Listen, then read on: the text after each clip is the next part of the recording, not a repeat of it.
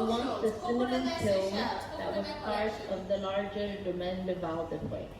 My family, the Bond family, continued the tradition of harvesting and distilling cinnamon as well as other local plants like patchouli, lemongrass, cloves, and many others to distill for their oil.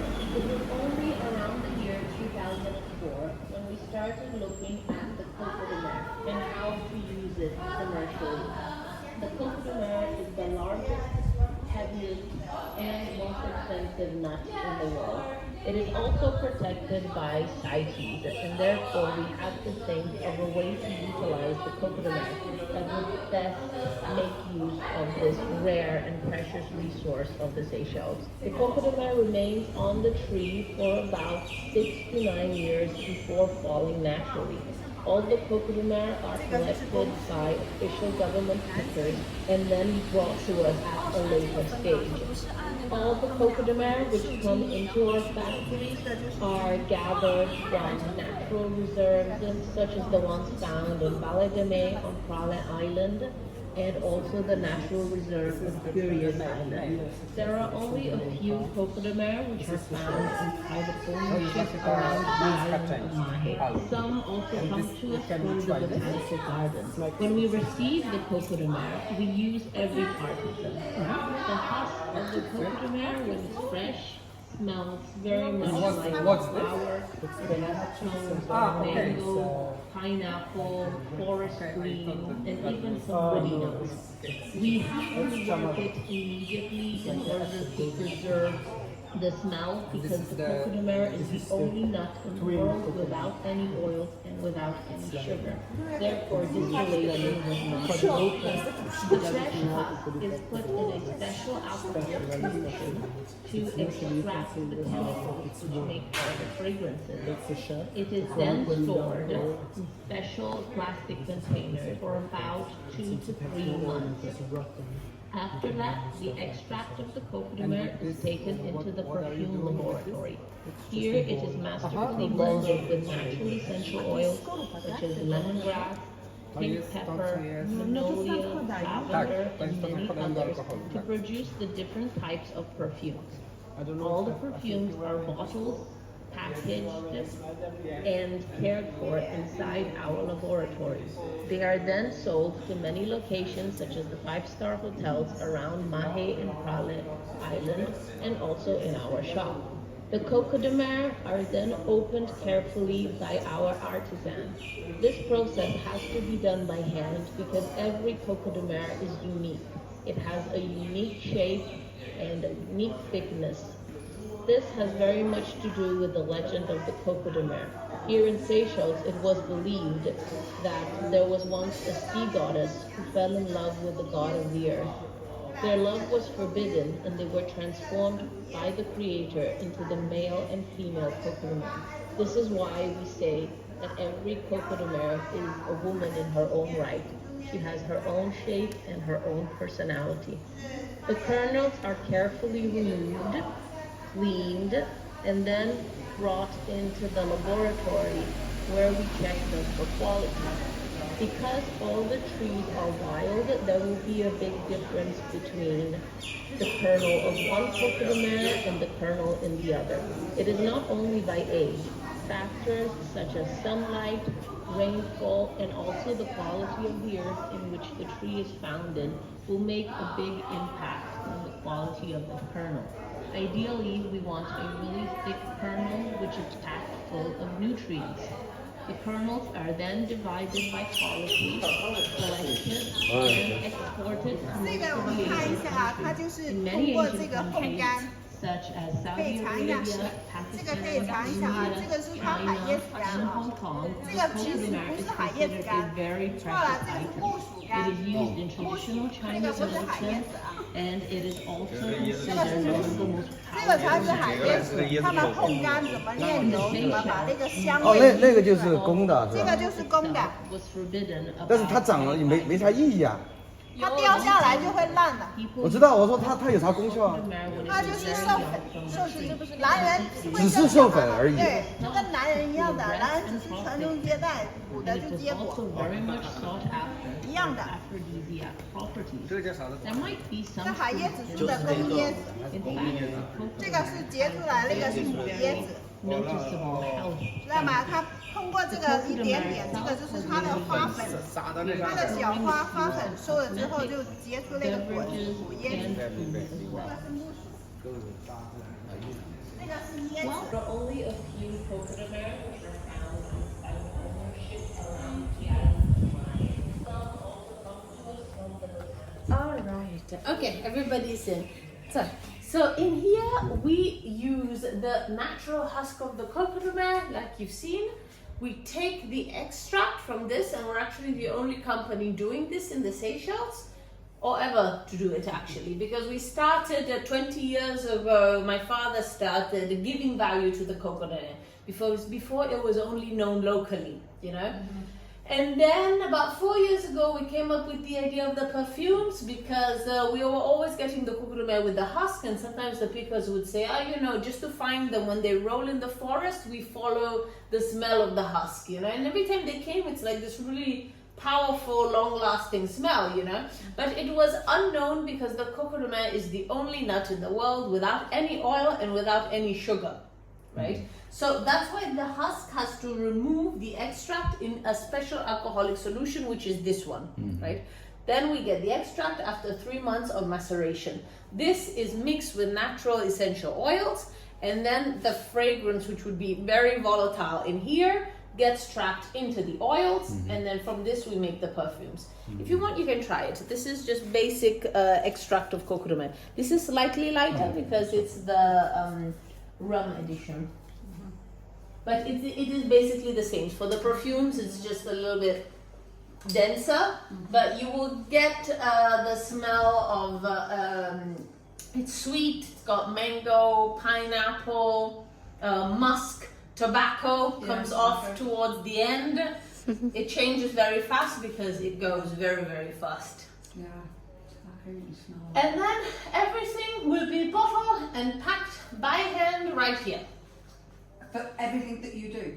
Yeah, Everything all the sell? perfumes are bottled, packed, and made in here. Wow. So very expensive. No, not really. For the when size. when they Will be, yeah, when they get to you mustn't think like that. We sell also to Europe, Dubai. You see, we export the perfumes.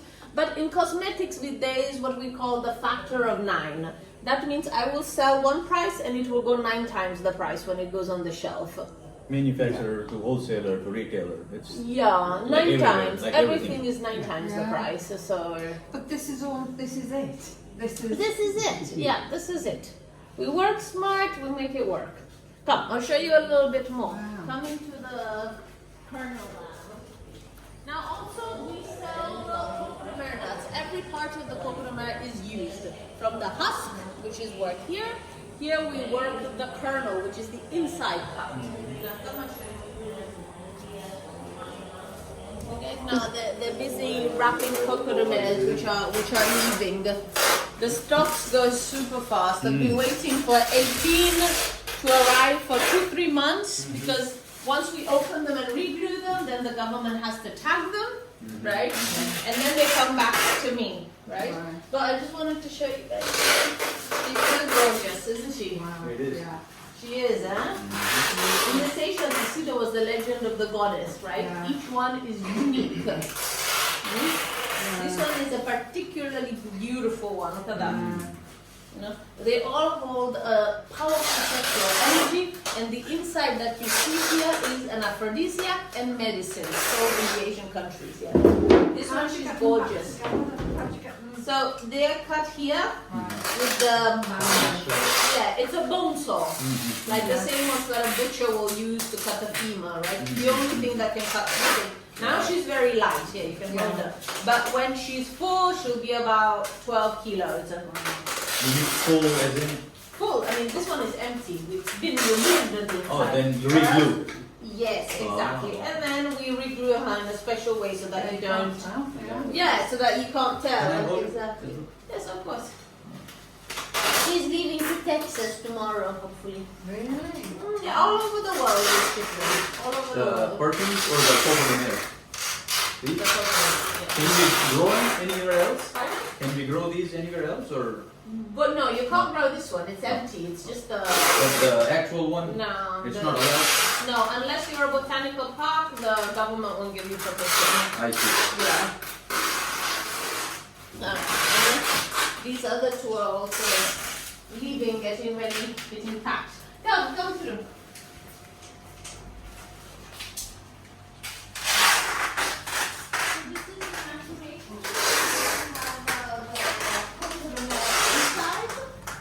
Everybody's in? Yeah. So you know what you just gave us to eat? Is that out of the Coco De Mer? No, That is proper coconut. that was coconut. Right, Yes, okay. yes. It tasted like coconut. No, Yeah. the coconut milk will be like this. Here, you can touch it. Okay, It take is, that. yes, of course. Yeah, this is known as vegetable ivory because it will It's go. very hard, isn't it? Yeah, that's hence the name. Its value lies in its hardening. Yeah. Yes, so this is known as vegetable ivory, and by the time it reaches the Chinese market, will go for the price of ivory. Really? Wow. Wow. They can make jewelry out of it? Or- No, it is eaten. It is one of the Medicines. world's most powerful natural aphrodisiacs. As an aphrodisiac. Okay. Yes, yes. So what do they do with that? They It will grind be it down. boiled and put into various soups and teas, very similar to what you had. In the Seychelles, they were used to cure breast and prostate cancer. Oh, really? Yes, Wow. yes. It's the same. It's why it works as an aphrodisiac. The white gold. Yes. White ivory. Yeah. Chemically, it works very well because it is packed with. It's probably got the highest concentration of phytosterols you can find naturally. Mhm. Similar to steroids, so you eat a couple and for a couple of days you feel like a teenager. But this one works better because unlike Viagra, it doesn't kill your husband. So, because it doesn't touch your heart, it's not an accident Yes. at all, like, you know, caffeine, cane, Yeah, or yeah. whatever other thing you have, you know. So you're having it out just to dry? This one is here for drying and observation. It does change as it dries. Sometimes it gets coloration. We have to see what it looks like. You see, like pieces like this. This one has a slight coloration, which will have to be removed. Right? This is nothing. It's just a natural pigment that the Coco De Mer has inside it. So it has to finish its drying cycle. See, like the back of it. Like this is not good because it's had too much water. But the back of it will be removed. So these are the less quality pieces. That's why they are. And do the Chinese take all of this? Yes. All. We export everything to China, Pakistan, Saudi Arabia, India, UAE. I guess the Indians haven't gotten the wind of it. No. Yeah. They shouldn't, because the population's They so did. old. In India, actually. Where are you from in India? Where are you from in India? I am from Gujarat. Originally, I was born and raised, but I lived in the US for 14 years. Gujarat, wait, from, sorry, my ignorance. North, central? West. All the West. all the grocery stores here owned by the Patels and Yes, Gujaratis. exactly. Yeah. West. Okay, come outside. I'll show you something else interesting. Sorry. Oh, sorry.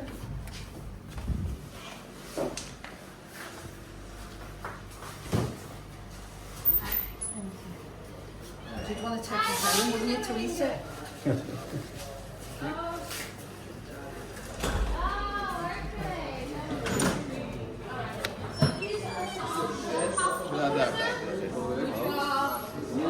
In India. Okay. Yes, thank you. Is it like a? Yes. Looks like This is called Kathmandu.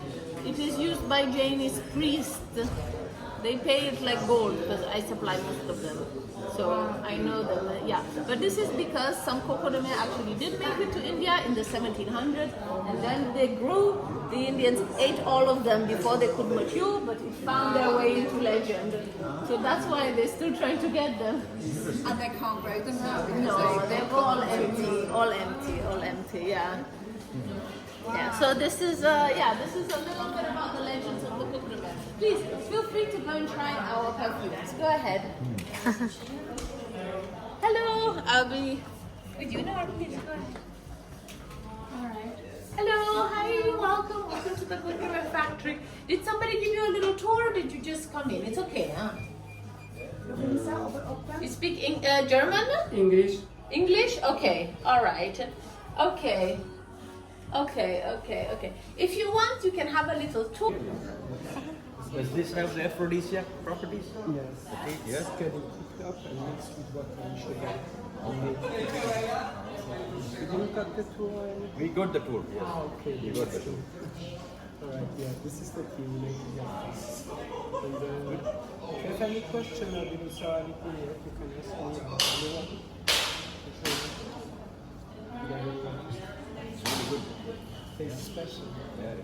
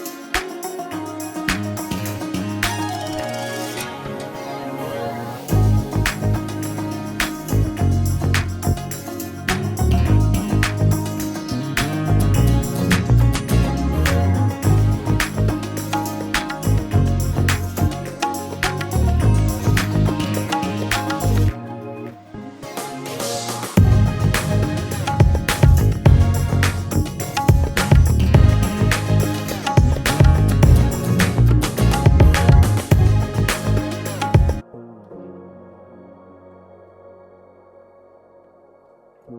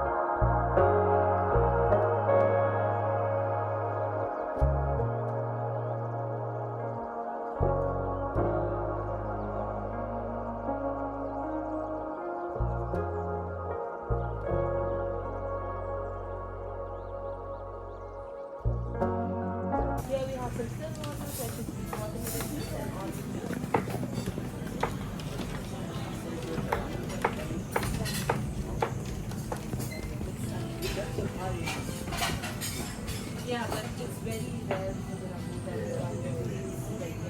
here it is mainly rare. Yeah. Because your main food is like Coco De Mer, the main is Seychelles.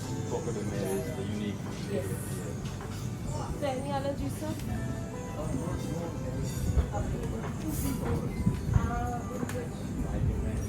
Okay. So here we have the croissant, and on top we have selection of donut and garnish. We have some selection of breads over here. We have the toaster over here for you. We already have some breads over here. So here, this is is a cold cut station. We have some chicken and turkey. We have some smoked mutton, which is quality certified.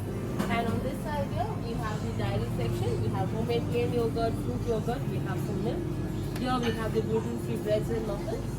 And this side here, at the very end, we have homemade jam and honey. We have some pancake strips. And this side is our main counter.